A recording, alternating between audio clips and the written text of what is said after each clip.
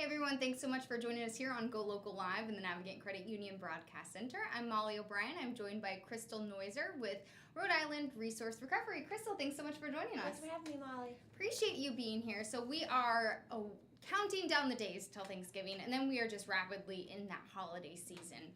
And so we want to help people out there kind of get perspective and realize that there's a lot of waste that's created as we go into the holiday season in many ways. So you're here today to help us kind of put things in perspective and give us tips and strategies, give us resources on how we can produce less waste. So talk to me just a little bit about this concept. There's a lot more created during this time, right? Yes, definitely. So nationally, if we look at the data, EPA says just between Thanksgiving and New Year's Day, we're upping our waste about 25% as a country. And it makes sense. I mean, there's lots of, family gatherings and cookings and presents and shopping. And so, yeah, that's...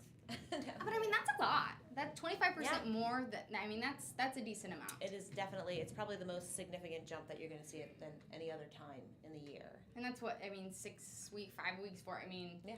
If that even. Yeah, it's sure. a relatively short period of time. So, okay. So, and why is it crucial that Rhode Islanders in general do our part to try to focus on reducing the amount of waste? Well, we have one central landfill in the state, which is at Resource Recovery. It's one of our major operations there, of course, and there's a limited amount of space.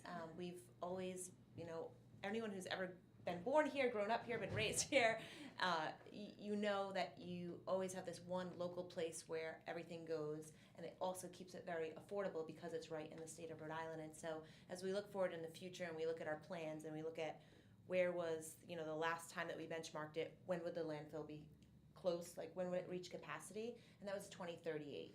So it's not that far off. And that would literally be the first time in our history as a state where we don't have a place here to dispose of our trash. Oh. So the clock is ticking in a way. Yeah, so seriously. Anything that we can do to reduce the amount of waste that we have to put into the central landfill is great because it extends that amount of time, and then it provides that resource to the next generation of Rhode Islanders so they have access to it as well. Okay. So, that's not very far away. It's not. It's startling to think about. Yeah. And I'm sure there are strategies put in place to what happens next. But we're going to talk about strategies today on things you can do to help reduce the amount of waste. And so hopefully planning ahead is a big part of this, right? And it might just be simple things that you can do. Planning ahead, thinking ahead. So what are some things that we can do? And I love this. You send over to me in an email the 4 R's, which that last sneaky R is in there. So talk to me about incorporating the 4 R's and give me some examples of things we can do. Sure. So reduce is the first one, reuse, recycle. Most people have those. And then the fourth one is rot. And when we say rot, we're really talking about composting. And so, we can apply these to any time of the year, but specifically to the holiday season, what does that mean? So, you could start with reduce, and it could be something as silly and as simple as like wearing that old ugly Christmas sweater year in and year out and using the same one again and again. But a major way that we can think about reduction is, you're really thinking about how do I prevent the waste to begin with? Not how do I manage it once I'm ready to get rid of it, but how do I even prevent it from having to be managed? And one of the ways I even do that around the holidays is to think creatively about gifts and gift giving and think about alternative gift giving options. So giving the gift of experience and of time, giving gift cards, giving tickets, having a planned shared experience that, maybe this year for Christmas it's a ticket for you and your nephew or your niece to go to the Roger Williams Park Zoo, spend some quality time together, and not necessarily think a gift means I have to give someone a physical piece of stuff. Now, you also do that and can do that and should do that, but just thinking about it a little more creatively and saying, is there something that I can do that's not going to generate waste, but it's also going to be like really fitting for this person, really like thoughtful and caring. So that's just a way you can reduce it on the holidays. Actually, it's funny, my husband and I had this discussion last night. I think part of it might just be me. It might be our generation that we don't necessarily, and I've read a lot about this, about millennials in general. We want that experience rather than the stuff. Yes. I've read a lot about this. But also I had this discussion last night that I'm not necessarily, I don't want stuff, and especially around the holidays, it's really troubling to me that it's so consumer driven and so stuff driven, and I don't necessarily want all this stuff, and I don't want to buy people stuff because I don't want to create the waste. I don't want to see the waste. I don't want other people to have the waste.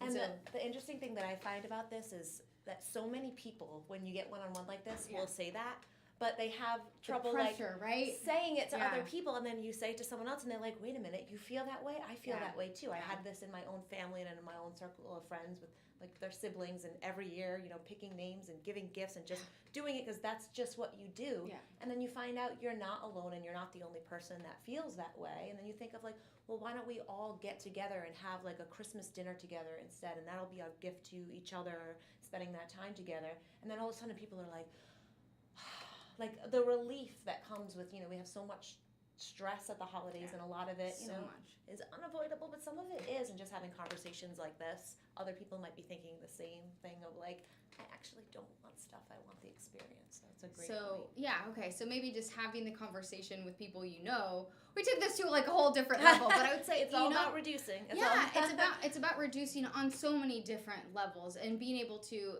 maybe if you are giving gifts, give a gift of an experience, or like, hey, I love going out to dinner. Like we love going out to dinner, like going on vacation, something like that. So thinking about it in gift different cards, awful gift cards and things like something like that. And then that way they can buy their own stuff. If they're a stuff kind of person, they can buy their own stuff. And I think too, like as a generational thing, people in different, maybe older generations, they didn't always have the ways and means to buy their own things, so they like being able to, if they have that opportunity, they like being able to buy stuff for themselves. There's definitely that shift. You can see it. Yeah, exactly. Okay, so that's reduce. That's reducing. Right? So let's move on to that. Reuse. So one of the biggest ways you can reuse around the holidays is in with gift giving and the packaging when you do get it, is thinking about things that you can save year to year.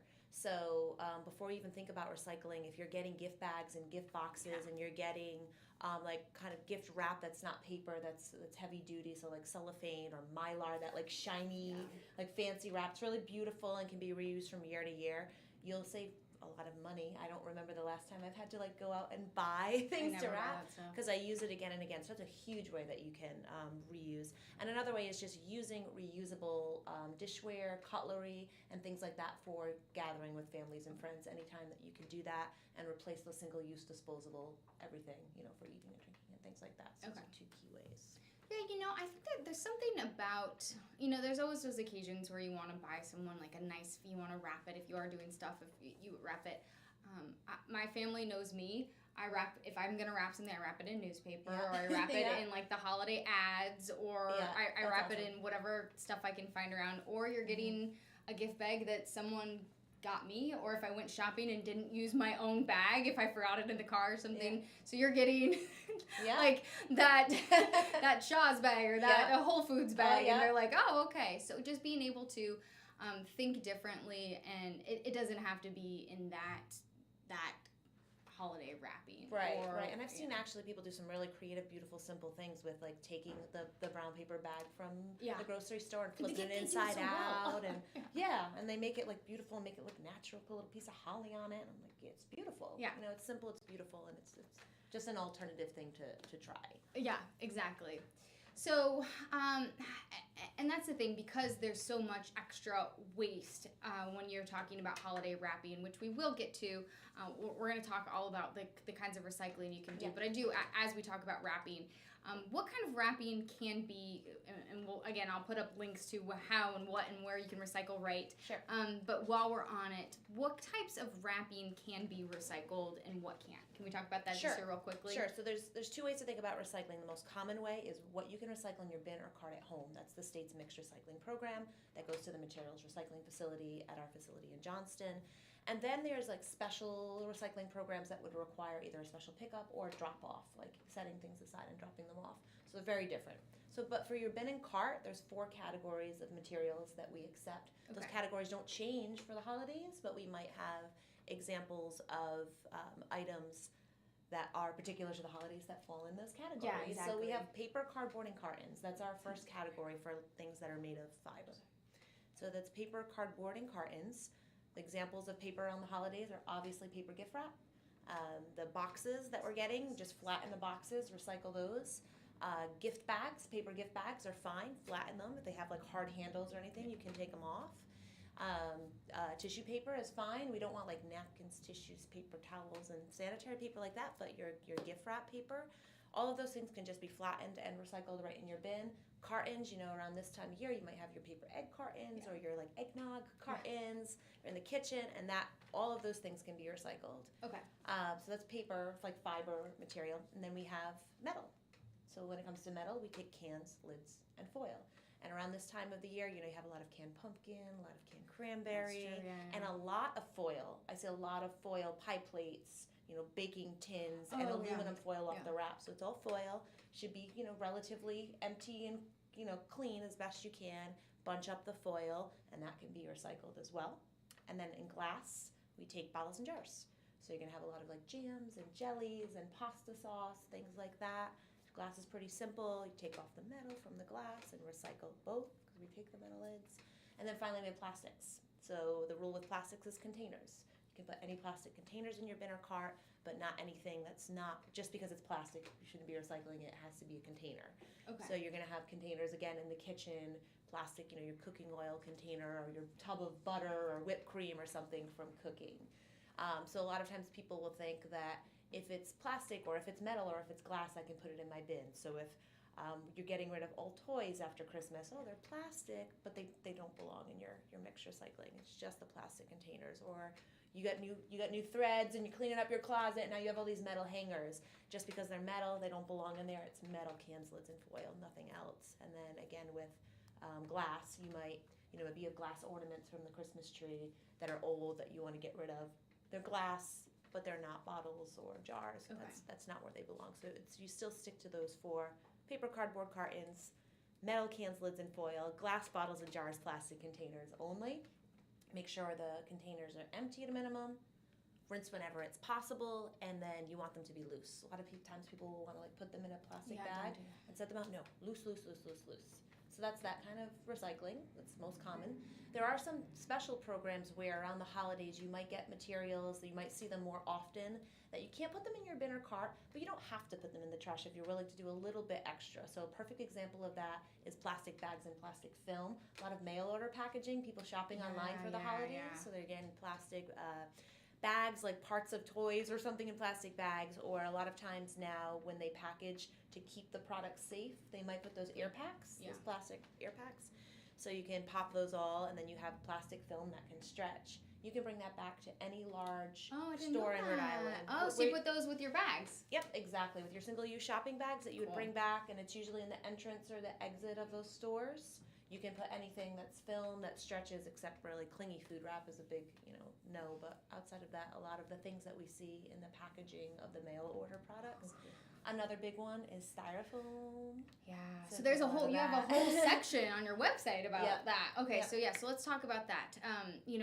What I do is we have a whole area in the basement where we have all of our boxes broken down. So when we mail packages, we just keep those. Yeah. We have all of our blow up things. So it's like, we have this whole section. It's like our whole little UPS post office store down there, right? And we just reuse it. Perfect. But also, so a lot of foam peanuts are still around. They still use them. They've gotten better, but still, if people get those in the mail, what do we do with them? Right. You don't always want to save them. Yes, the peanuts are difficult because a few mail order packaging stores will take them back. So your local FedEx or mail store or Kinko's or UPS, some of them might take it, but it's not a universal thing. Okay. I can't sit here and say they'll universally all take them back. In terms of rigid packaging styrofoam, like the blocks, let's say you got a new TV, you get those blocks. What do you do with those? So you can, if you'd like to, and if you would not want to put them in the trash and you want to take the little extra effort, we do have a drop-off for them at Resource Recovery in Johnston. So you put it in clear bags, that kind of film that's like the packaging and your containers for takeout food. Single use if you have styrofoam coffee cups or styrofoam takeout containers or styrofoam plates. Clean, dry, bagged, you can drop them off. There's also for residents of Woonsocket, North Smithfield, and Barrington, they actually also have drop-offs in their local recycling centers as well. But anyone in Rhode Island is welcome to use any of our special drop-off programs at Resource Recovery in Johnston. Yeah, styrofoam is... Man, it's tough. It's still around. It's still used a lot, and it's a great insulator. It's a great insulator. It's super lightweight. It's 90% air. Yep. It's quick and easy to ship, and so it has a lot of positive qualities. So it's good that it's difficult. It's good that we have a location where we can drop it off and get it disposed of in a nice environmentally friendly way in our state. So if you get a new TV, we're shopping for one on Black Friday. So before we go, we do have a couple other areas that I want to talk about with you. So we talked a little bit about disposing of like gift wrapping and so like the packaging wrapping and that kind of stuff.